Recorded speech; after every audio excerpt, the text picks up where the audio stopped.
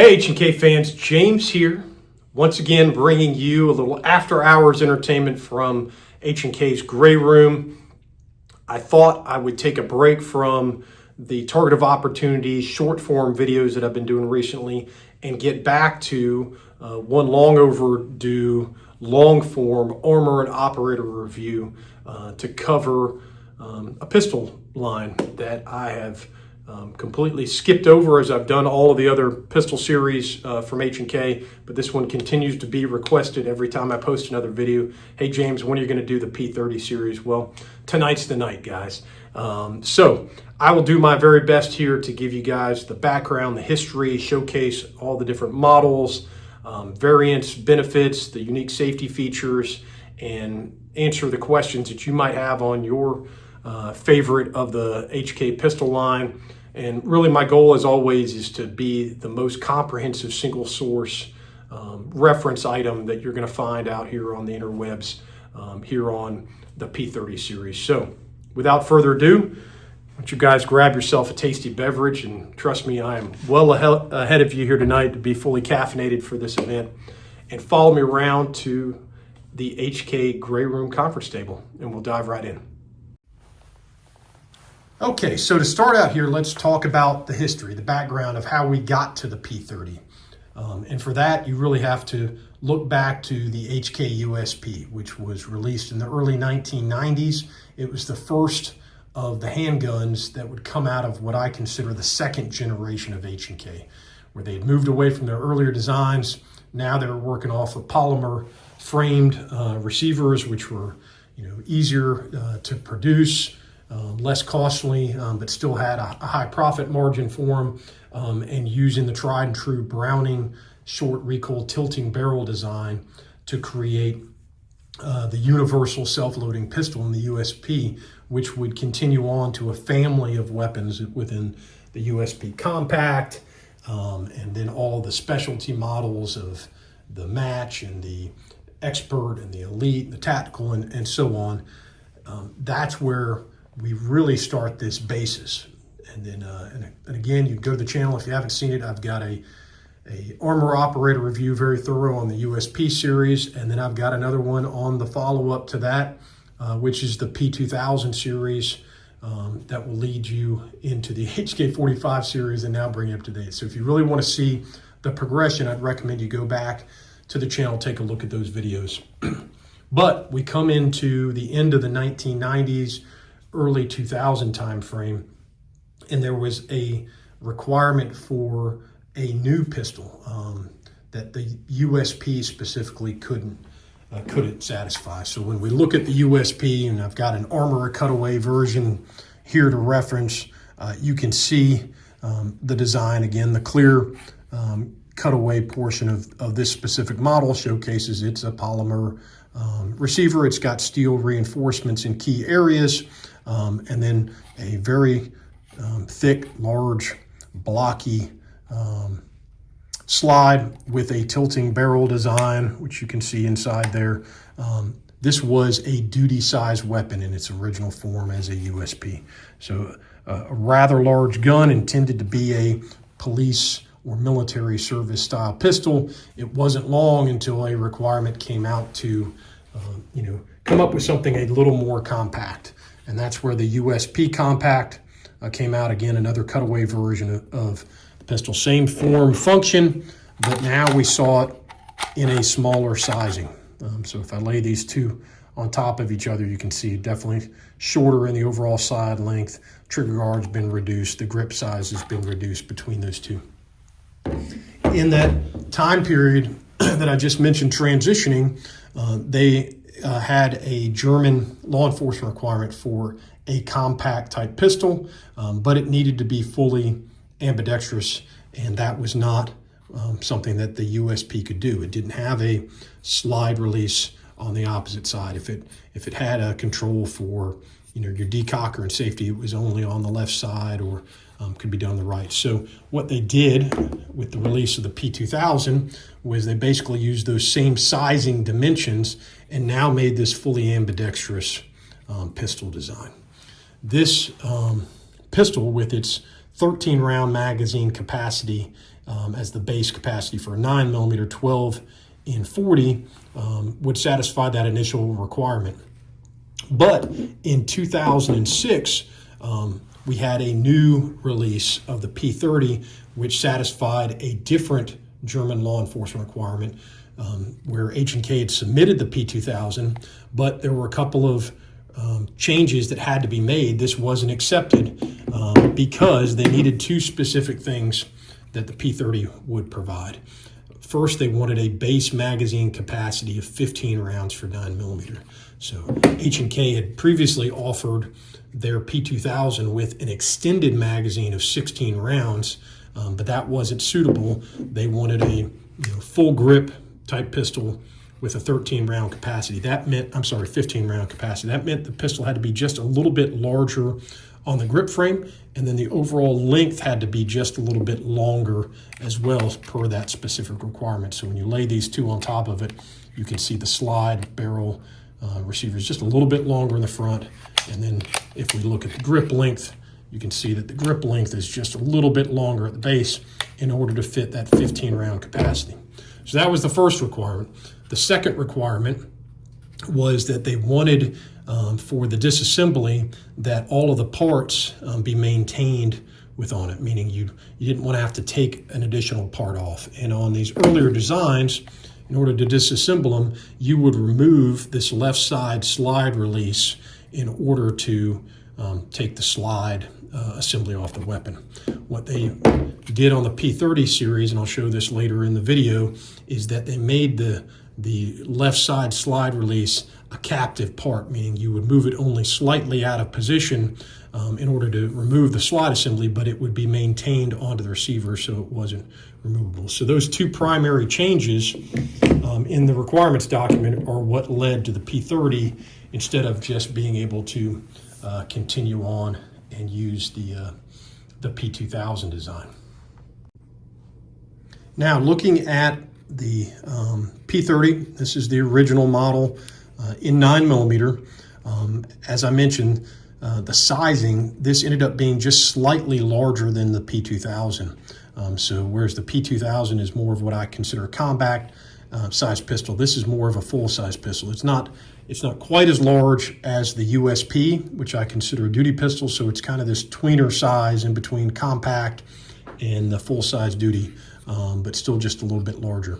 It uses the same Browning tilting barrel short recoil operated system, and in 9mm capacity was designed with 15 round mags, or you can see this one here is the 10 round restricted magazine. You see we've cut the bottom of the base and added on this base plate design that prevents you from loading any more than 10 rounds in there. The standard one would be 15 round magazine capacity. This has since been updated with the new 17 round mags. If you bought the P30 now, that's what you would have it shipped with, or you can purchase those 17 round mags as well. What we're able to do there is redesign the follower, the base plate, and the magazine spring to cram 2 more rounds into the original 15 round magazine capacity. These will also take the extended 20 round magazines that you'll see available on the P30 and the VP9 series.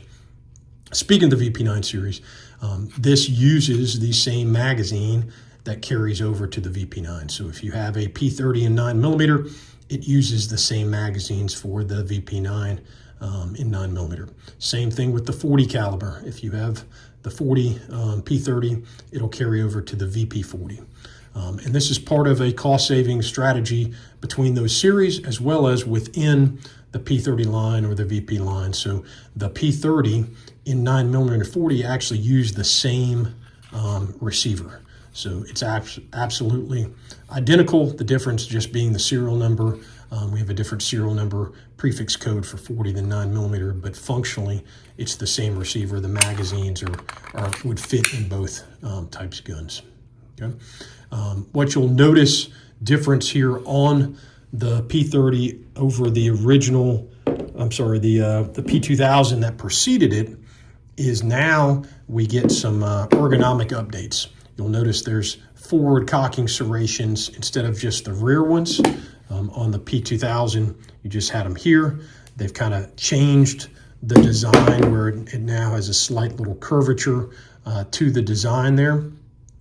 You will also notice up here on the slide that it is rounded on the top like the P2000 was. It's a little more slimline than the original USP. And now the sighting system has been standardized between this and what would come out just before it, the HK45. So the dovetails on the front and rear mean you use the same sights. So if I hold up this HK45 here, you'll notice same dovetails, same sights.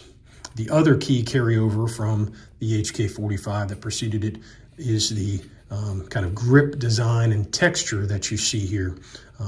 Some people call this the Spider-Man grip design. You can see with the finger grooves and this removable back strap there. When we get to the P30, we have a slightly different texture, but a similar design with the finger grooves and the Spider-Man style. But now on the receiver, we have the removable back strap, but we also have removable side panels. So there's quite a lot more adjustability, small, medium, and large sizes of both to customize the grip to the shooter's hands.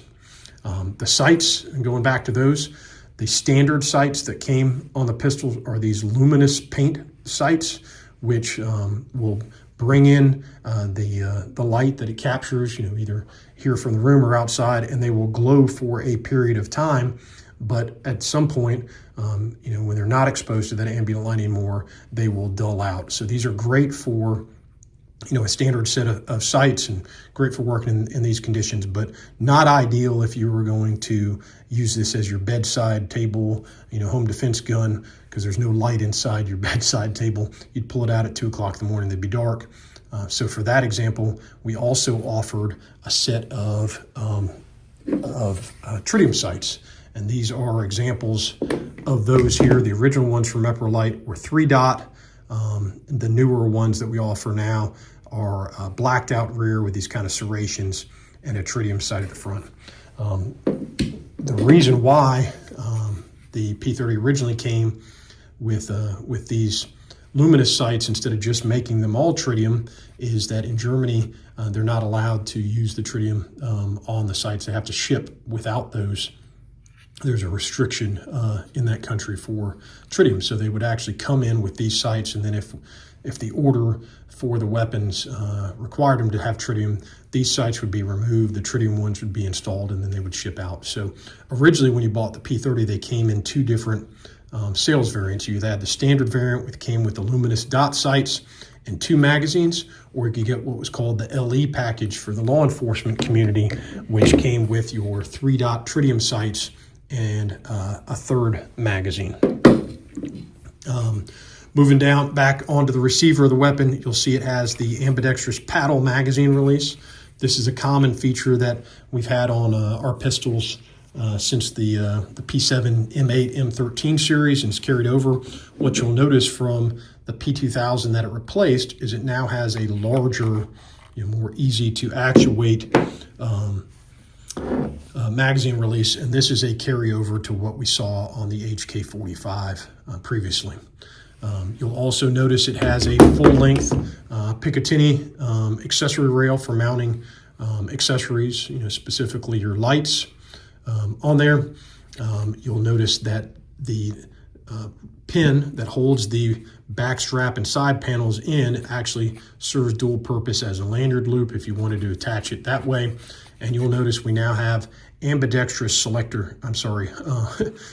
release catches relievers here on the right and left side. And these were actually offered in different sizes. So there was a small, medium, and large type. I'll show you another example here. Put these 2 together. We can see this one above here is slightly shorter, and this is longer. And they also offered a short model, as you can see here, for those people who wanted to make sure they either had really long thumbs or really short thumbs. You could change out the sizing. You can see here on the right side, this is also a short version of the slide release there. So those are the unique features of the weapon itself. Externally, the other thing to talk about are going to be the variants of it. So originally, it was offered in what we would consider our traditional DASA, or double action, single action. That's where you would have, as you see here, a spurred hammer allowing you to manually grip the hammer and cock it back to the rear. And at this point, it would be in single action, or you could decock it and have it in a true double action. And this was the mode that it was expected to be carried in. In that capacity, that first trigger pull would be a longer, heavier trigger pull as I'm cocking the hammer against the hammer strut and spring and then releasing it as the second action. And then after that happened, each successive shot would be a shorter single action trigger pull as the slide will cock the hammer strut and spring for each follow-on shot. This is similar to what we had seen previously with the HK USP series, but like they had done when they transitioned over to the P3000 series, we removed the external safety lever. So on the USP series, you had the ability to mount your safety here, which also served as a decocker. So if I wanted to carry it with the safety on, in the hammer back, cocked and lock in single action mode, I could. Or if I wanted to then decock the weapon, I could push straight through and decock it. It would return it to the fire position. I could also leave it on safe with the hammer up. This feature was disregarded when we went to the P2000 series, and we came up with a new feature where we removed the external safety completely, and now you have the decocker, instead of on the left, removed to the rear of the slide. And what this did was it minimized the overall slide dimensions, and it became a universal piece. Obviously, it works better for a right-handed shooter just to reach up here with my thumb and hit the decocker, but if I was a left-handed shooter, I can do the same and move it over there. So there's your decocking function for the DASA. The next variant that you would have would be what we would call the S models, S standing for safety. So now we've actually still have a DASA capability with the decocker at the rear, but now we have a fixed ambidextrous external safety lever. So up is safe, down is fire. There is no downward decocking function like I showed on the USP because the decocker is there at the rear. So this allows you to either carry it with the hammer down in DASA mode, or what most people, specifically me as well, would like to carry it like I had carried all my 1911s with the safety up. That way I can just hit the gas pedal and then fire the same single action trigger pull all the way through. So that was your S model. A lot of questions though, because of the modularity that we had originally with the USP series, where you could convert a standard USP into any number of different variants by just removing and swapping out parts. On the P30 series, their S models, this is not a removable piece. So if you have an S model and you decide you don't want that anymore, you just can't remove these pieces off because you'd have a hole inside your receiver where it used to be. So it's a standalone thing, vice versa. If I have a traditional DASA model P30 and all of a sudden I decide I want an external safety, well, you got to buy the actual S model pistol. Okay, and then the last of the standard variants is what we call LEM, or law enforcement modification. Originally in Germany, when they designed this around the P2000 series, this was called CDA, or Combat Defensive Action. But when they marketed here to the U.S., specifically the law enforcement marketplace, they wisely decided to change it here on the U.S. side to LEM for law enforcement modification. Lots of fancy names, but bottom line, what is it? It is an enhanced double action only trigger system. So what this system does, and I'll show you here this in more detail later in the video, is the action of either manually cycling the slide to load it the first time, or every time the weapon fires and the slide cycles in the 8-step cycle of operation, the hammer strut and spring are pre-cocked. so that you still have a long take-up, but it's a light take-up, because all you're doing is getting to the wall and then you can release it. What this means is, unlike DASA, where you have a long, heavy trigger pull for the first shot and then it transitions to the lighter, shorter single action shot, it means that every single shot is the same light and consistent trigger pull all the way through. So it's very much like shooting a striker fired gun, but in a hammer fired configuration, and that's known as LEM here in the US. So this is offered in different variants. You have a light LEM, meaning the light trigger weight, so about 4.5 to 5.5 pounds, or you had heavy LEM, which is more like 7.5 to 8.5 pounds, and that's just a difference in the internal springs within that. You also had what was called a medium weight LEM, or otherwise known as LEM 4.1, which kind of puts you right there in the sweet spot, in the Goldilocks position in the middle.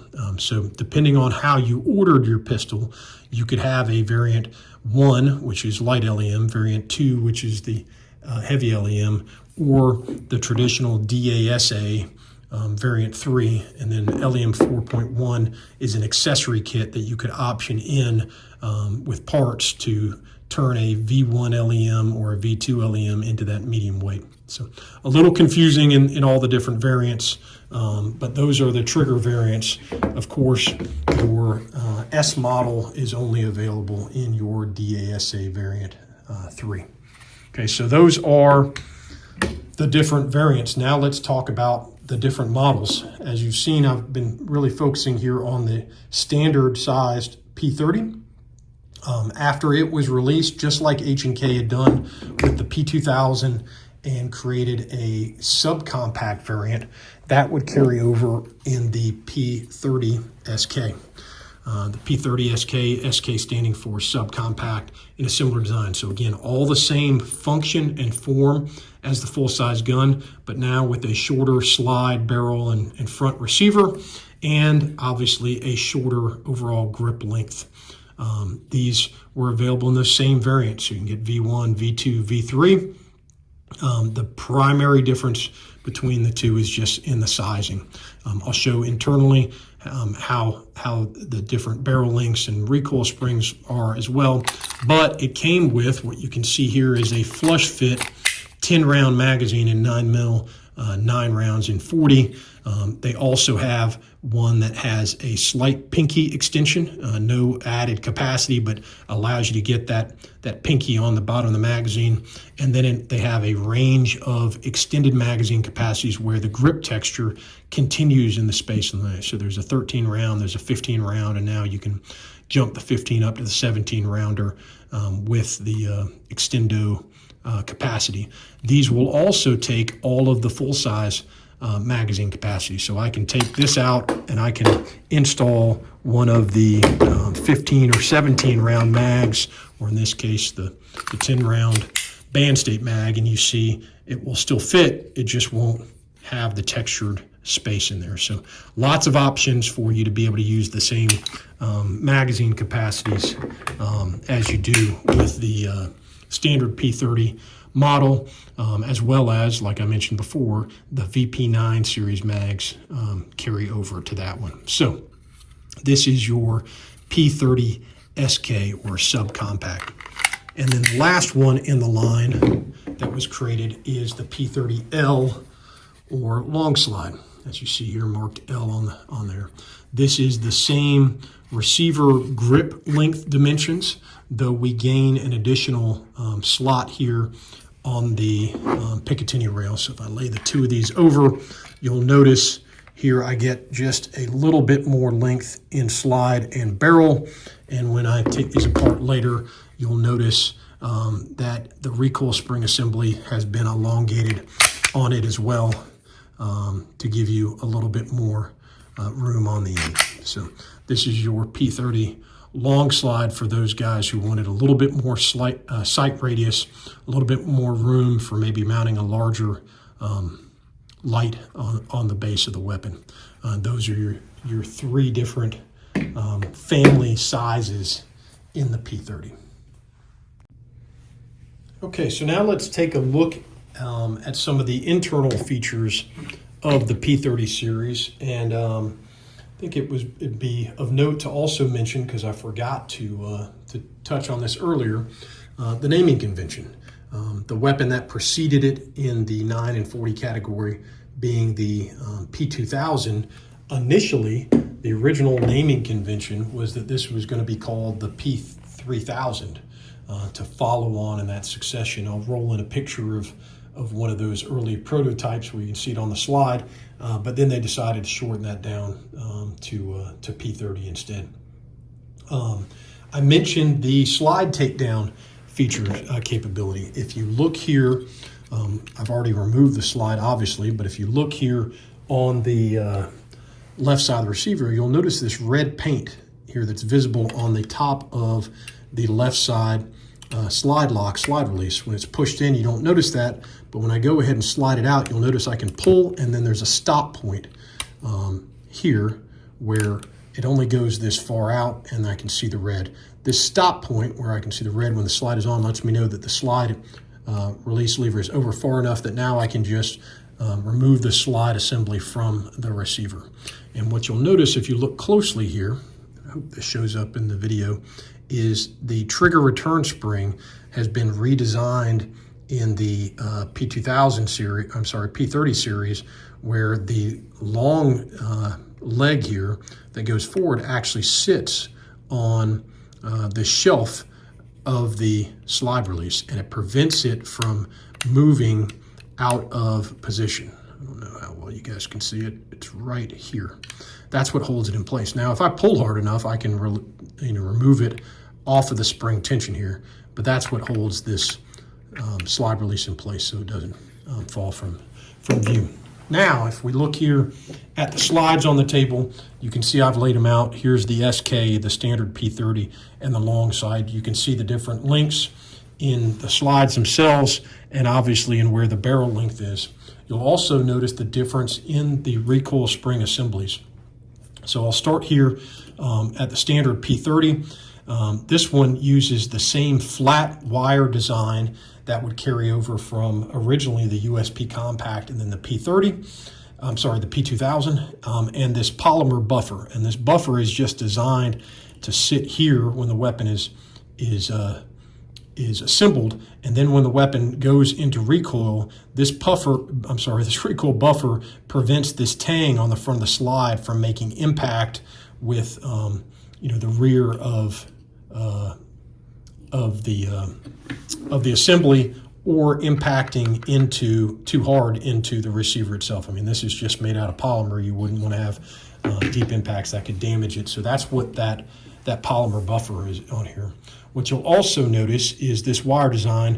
It might be hard to see in the video here, but this is actually silver. The 9mm ones, of which this model is here, are painted red. So that way you know if you had these in a drawer or you were going to reorder ones, the 40 caliber ones are silver, the 9mm ones are marked red. Obviously, over time and with use, as you can see here, this is a 9mm P30 SK. That red will start to wear off, especially if you use really aggressive cleaners. But that's the difference in it. It just signifies the different weight of the spring itself for the higher pressure 40 cartridges than the 9mm.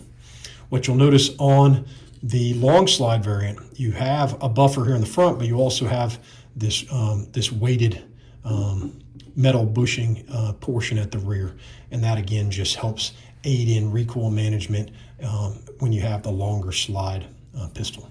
And then if we look at the SK model, you'll notice that this uses a dual system. You have the smaller spring here underneath a larger spring on the other side.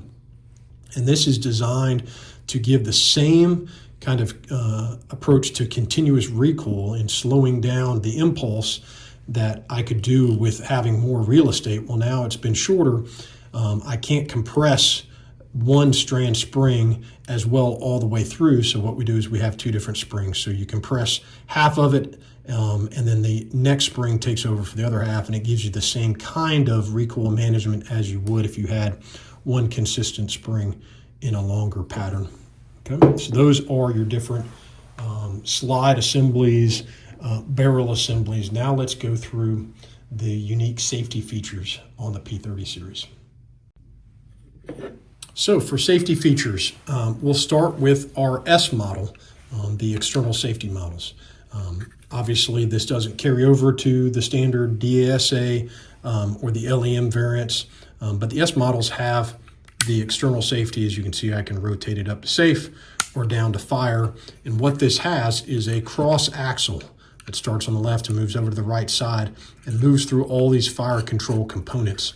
When it is in the safe position, the axle has a cylinder shape that actually blocks the the forward movement here of the trigger bar. So the trigger bar tries to move forward, but it can't because it hits against this cylinder on there. But when I rotate it down to the fire position, it rotates a cavity in that axle that now allows the trigger bar to move far enough forward to release the hammer from the sear. So that's your first safety feature that's only available on the S models. The next safety feature, and we'll move up here to a slide assembly. I've got the standard P30 slide here, and what I want to point out is your firing pin block safety, or sometimes referred to as a firing pin drop safety. This is this rounded portion here that's mounted vertically in the slide. Okay, and you can see it's just to the side of what is the firing pin tunnel, and you can see the firing pin exposed here at the rear.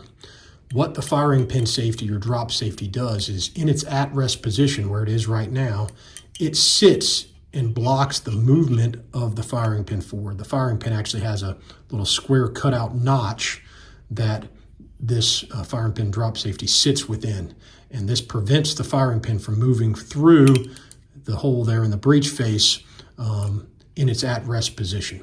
Only when it is defeated, meaning spring pressure is pushed against it and it moves down into its recess, is that firing pin tunnel clear and allow the firing pin to move fully forward. So what that means is you can't just drop the gun.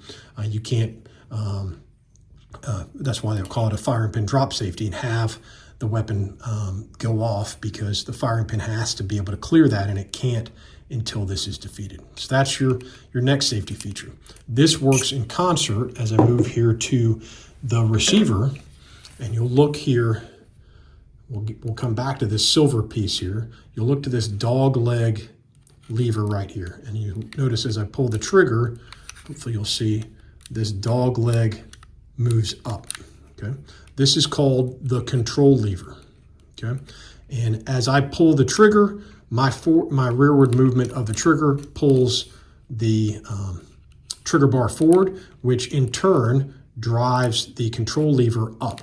When the control lever is forced up, it then presses up on the firing pin safety or firing pin drop safety and pushing it out of the way in order to clear the firing pin tunnel so that the firing pin can move forward. So what that tells you in this safety feature is that you cannot have the firing pin tunnel clear until the firing pin safety is defeated, and that's not defeated until the control lever moves it out of the way, and you can't do that until you pull the trigger. So I have to pull the trigger in order for all these things to do that. That's why I can't just drop the gun and have those go off. So moving back the slide, you can't see it, but inside the slide there is a firing pin spring that's wrapped around the firing pin, and this safety feature just requires that there has to be significant enough force against the back of the firing pin to overcome the resistance of the firing pin spring before it can hit the primer on a chambered cartridge. That means I can't just shake the gun and have it go off. Obviously, the firing pin drop safety prevents that, but even if that wasn't here, the firing pin spring would prevent that from happening. Next safety feature, we move up here to this silver piece that we bypassed first. This is called the disconnector safety. This prevents out of battery fire. Okay, what do I mean by out of battery fire? I mean, if you look at the pistol now, once I push the slide all the way forward, this is in battery. The weapon is locked, it's ready to fire. Okay, if the weapon was any further back than that locked position, say I was here and I was able to fire the weapon, well, that gap there between the cartridge case and where the back of the slide is and the front of the chamber would allow those pressures that normally would be captured inside the barrel and go out the front. Those are going to go path of least resistance. They're going to go up and out or down, and you could have catastrophic damage to the weapon. You could have serious injury to the shooter. We want to prevent out of battery fire. We want to make sure that the weapon only fires when it's fully locked. So how we do that with the disconnector is the disconnector sits right on top of the trigger bar. And again, you notice when I pull the trigger bar wants to move forward, okay? Well, when the disconnector is in its at-rest position, as you can see it raised up, it allows free movement of the trigger bar to move forward. But if I press down on the disconnector, it pushes down on the trigger bar and it takes it out of contact. Now the trigger bar can still move and you can see the hammer's moving, but the control lever is not moving up, the catch is not moving, and even though I'm pulling the trigger all the way to the rear, the hammer is not releasing forward like it would. It is preventing the weapon from firing. And how that does that is if you look. Okay, so sorry guys, I paused there for a minute because I'm trying to focus in on this specific area. If you look inside the slide, you'll notice that this portion here is flat surface. That's where normally a normal flat surface, and then you can see this cavity, this cutout area. When the slide is in battery, that disconnector sits within this cavity and allows it to be in the at-rest position. But if the slide is pulled back anywhere to the rear, then the disconnector moves up to this flatter portion, and that's when it's pressed down against spring tension, like this, and that takes the trigger bar out of contact. So that's your disconnector safety and how that functions. The next feature, safety feature on there, is what we call the catch. And if we look, here's our disconnector, there's our control lever. This next piece over is your catch. Okay, what the catch does is it prevents the hammer from being able to move far enough forward to strike the firing pin until I pull the trigger. So if I pull back on the hammer here, hopefully you guys will see flat surface, and then there's this cavity right here on the hammer. Okay, and if we look at the catch, you'll notice that it sticks back to the rear, and then there's an arm right there. And every time, normal function of me just pulling on the hammer, this end of the catch hits this flat surface. But if I pull back on the trigger, the same way the trigger causes the control lever to pivot up, it causes the catch to move down. And if I pull it all the way to the rear, when the hammer falls, it now falls in a way that the catch falls into that cavity and it allows the hammer to go further forward and strike the firing pin. But if I go again and I don't pull the trigger, you'll notice that the catch prevents the hammer going forward. Now, I don't have an armor cutaway version of the P30 in here in the gray room. I know it's a travesty, but I do have a P2000, so I can show you what I mean. And what I want you to look through is this open hole here on the side of the slide to show you this. Looking through the hole, you'll see this flat portion here is the back of the hammer, and this rounded portion right there, that is the firing pin. You can see in its at-rest position here, the hammer is not hitting the firing pin. It is gap. You can see the gap there between there because the catch is hitting. But now if I pull the trigger, the catch drops down, and when I release it, now the firing pin is impacted by the hammer.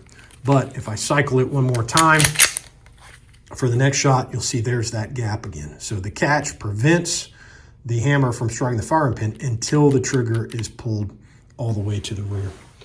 So that's your next primary safety feature on the weapon. Okay, guys, two more features that I wanted to mention for safety features. The first one, you'll notice here on the extractor. If I push in on the rear to simulate a cartridge case on the front of the breech face, you'll see this little red paint. This is a visible as well as tactile feel location to let me know loaded chamber indicator that there's a round in the chamber. When the chamber is empty, it is flush, you can't see it. Only when the casing sticks out can you see that. So that's on all your P30 series pistols. But one additional safety feature that is only on the SK models is what we call our secondary safety. you can see this silver cross pin that is actually mounted here right in this little hole below and to the rear of the extractor. This sits above a secondary plunger and spring. This is an additional drop safety type feature. The lighter weight of the VP9SK means it's more prone to a drop safety type failure. So instead of just relying on the singular drop safety in the vertical position, there's a second horizontal version there to help prevent the firing pin from moving forward and having to be cleared first with the control lever defeating that. So interesting feature. If you've ever seen that on a P30 SK and wondered what that is, that's an additional safety feature. Okay, now let's look at a couple of other unique features on the P30 series. I've already mentioned that from the original P2000 and HK45 series, where you only had a removable back strap, when we went to the P30 series, we now had the back straps and these side accessory panels that were removable. So as you can see here on this P30 SK, I've removed the small pin that serves dual purpose as the lanyard loop, and that's allowed me to slide off this rear back strap, and now I could change that to a different size. When they ship, they come standard with the medium size panels, and in the box you'll see the small and the large. And then I can remove from the rear the side panel, install the next one I want, and then reinstall my rear panel, put the push pin back through, and I'm set. This is, from a training standpoint, one of the things that I see most often overlooked from the end users. People don't read their owner's manuals, so they probably don't even know that they should be changing these panels or trying them out. But I highly recommend it. The whole point of having the customization of these pistols is to be able to get the pistol to fit your hand size. And what we're trying to do when we do that is to properly position the trigger finger on the face of the trigger. And what I mean by that is, if we look at our trigger finger, I have the center of the most distal pad. I want to get the trigger centered on here. If the grip is too big, then I'm maybe just barely touching the end of the trigger. And that means when I pull the trigger, I'm going to pull the pistol naturally off to the right. If the grip is too small and I've got more than the pad of my finger on the trigger and it's extended out on the left side, it's going to naturally cause me to pull to the left. So I want to change my rear back strap, my side grip panels, so that I can naturally align myself with the center of the most distal pad on the trigger, and that'll give me the best trigger pull all the way through. So if you haven't confirmed that, get out your box, try your different back straps and side panels until you fit it. The next thing that's different over the P2000 is that on the original designs here, when you remove this pin and you slid this off, it then allowed the hammer strut and spring to fall out of the bottom of the weapon. They were no longer captured anymore, and that became a concern for disassembly and reassembly. So when they went to the P30 series, they would update this where now it is captive with this secondary system. So I have to push up and remove this in order to remove your hammer strut and spring from the weapon. It stays captive when I'm exchanging out those panels. So that's another big benefit. Now let's take a look at LEM, or law enforcement modification, and how that system works, because I mentioned I would, and this is a great example here with the backstrap that moves and exposed so you can see it. In this current position, this is in its uncocked position, meaning the hammer is fully at rest. Okay. When I load the weapon, I put a magazine in and I manually cycle the slide to the rear, or every time I fire and the slide goes back through in the 8-step cycle of operation, the hammer will be pulled back to the rear. Watch the hammer strut and spring when I do that. Okay, pull the hammer back, you're going to notice that it's being compressed, and then when the slide goes forward again, the hammer goes forward, but the hammer strut and spring stays compressed. This is the same way that it would stay compressed on a DASA gun when I just manually cock the hammer back to the rear. The difference is, in a DASA gun, your hammer stays back to the rear, and that's because on your LEM guns, instead of having a one-piece hammer, we have a hammer with an empty shell in the center and what's called a cocking piece that rotates. So the hammer moves back to the rear with the cocking piece. The cocking piece is held against the sear in the pre-cock position, but then the hammer goes forward again. And when the hammer moves forward, the trowel moves forward. The reason why this is we want to pre-cock the hammer strut and spring to take the tension, the force off of the trigger pull, but I still need the hammer to be able to move back and forth because the hammer has to strike the firing pin.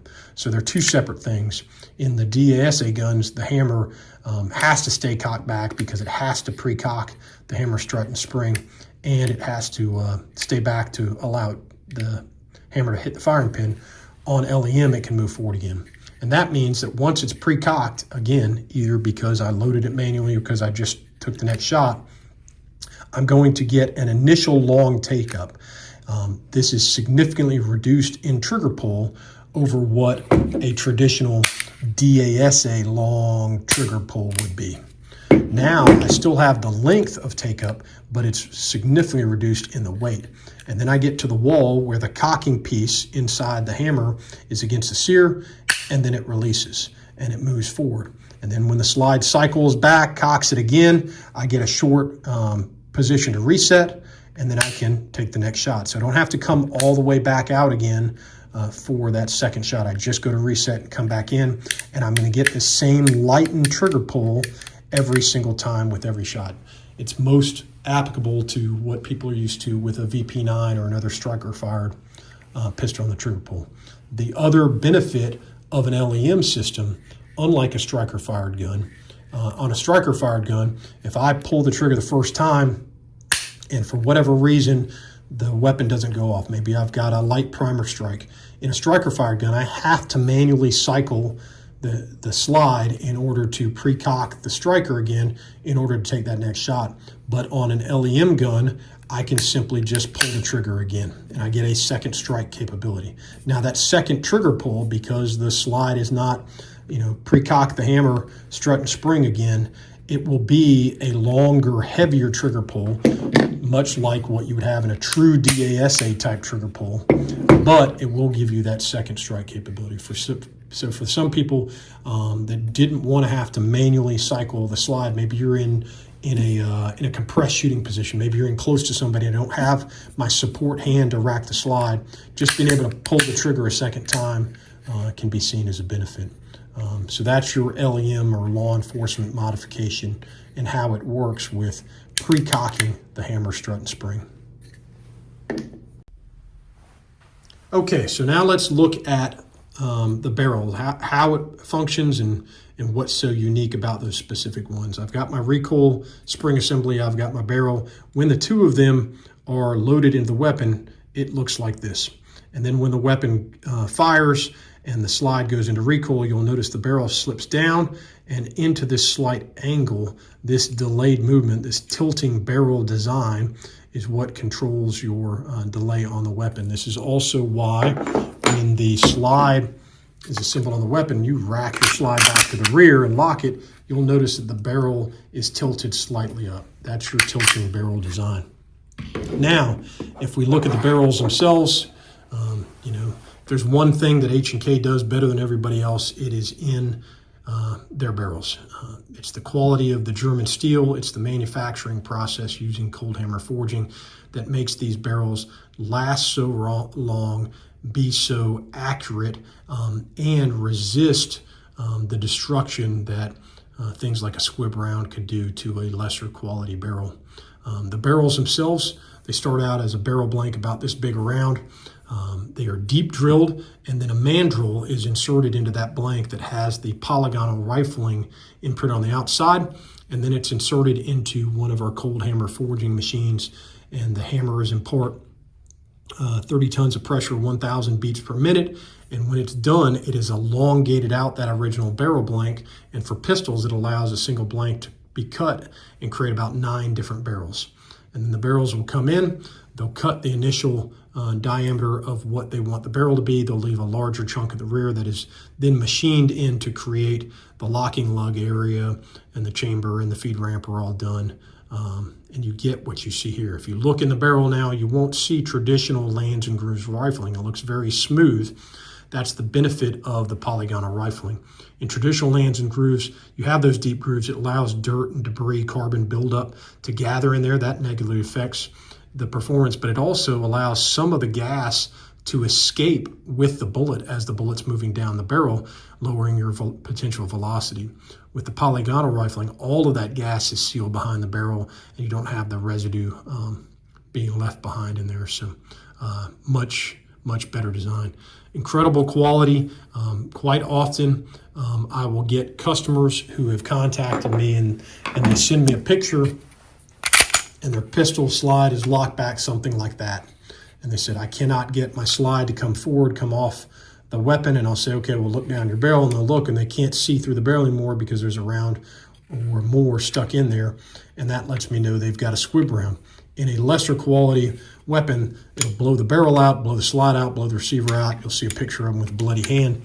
But these barrels are so well built that quite often they won't know that that's an issue because there'll just be a slight bulge in the barrel, and that's what's keeping the slide from being able to move and remove the barrel from within. And it's just where there's the slight bulge from one round impacting the next. Once you knock that round out, you'll look down there and you'll just see looks like a dirty ring of carbon where that rifling has been removed. So the number of times I've seen squib rounds over the years from poor quality ammo or quality control failures has reminded me of why it is so important to have a quality gun and a quality barrel. One of the benefits, again, of the HK weapons.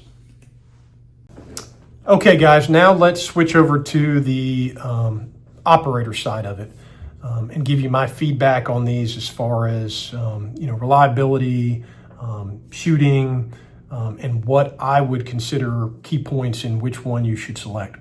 The first benefit I'll start with is on the subcompact models. And I didn't showcase this before because I hadn't walked over to the other side of the table to grab these other mags, but I mentioned we had different magazine types for the SK model. You can see this is the pinky grip extension. It doesn't give you any more magazine capacity in rounds, but it does allow me to get my finger on the bottom of the trigger. This is compatible with the VP9 SK as well, so great benefit. I mentioned we had the extended magazines that actually have the grip texture in here. This is a 15 rounder. There's a slightly shorter one for 13 rounder. Put this in the gun, and now I get the full magazine capacity as I would otherwise using a standard P30/VP9 mag, but now I can get my whole hand around it. This really gives you a lot of options to be super compact and then adjust the size of your grip. Maybe you do want to have, it be completely flush fit, and you're willing to give up having your pinky on there because you want to present, the least amount of pistol in your holster. That's great, you've got that. And then you can carry the full size with the pinky grip extension that allows you to get all your fingers around the pistol. Maybe that's your spare mag.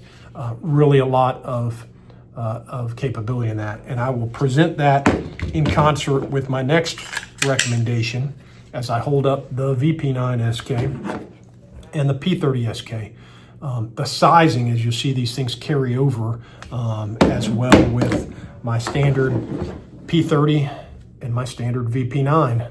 And if I held up the P30L and the VP9L, the sizing of these families carry over. And what that means is if you already have a VP9, because really it is the gateway drug into the HK ownership experience for so many people, and you want to get into the hammer-fired guns, it is a very simple transition into the P30 series because they are so much alike in the feel of the grips, the interchangeability of the magazines, even the sights on the original guns, not the new optics ready, but the original VP9s have the same sights as well. So maybe you found a really great set of Dawson precision fiber optic sights for your VP9.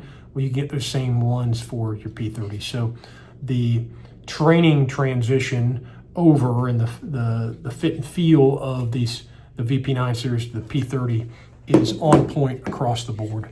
So that's a real benefit of it. If I was going to look at which one I would choose, Again, the great benefit to the P30 series is you get that legendary reliability. There is a high likelihood you will never shoot out one of these guns. There's documented tests of these guns taking 90 to 100,000 rounds and still performing.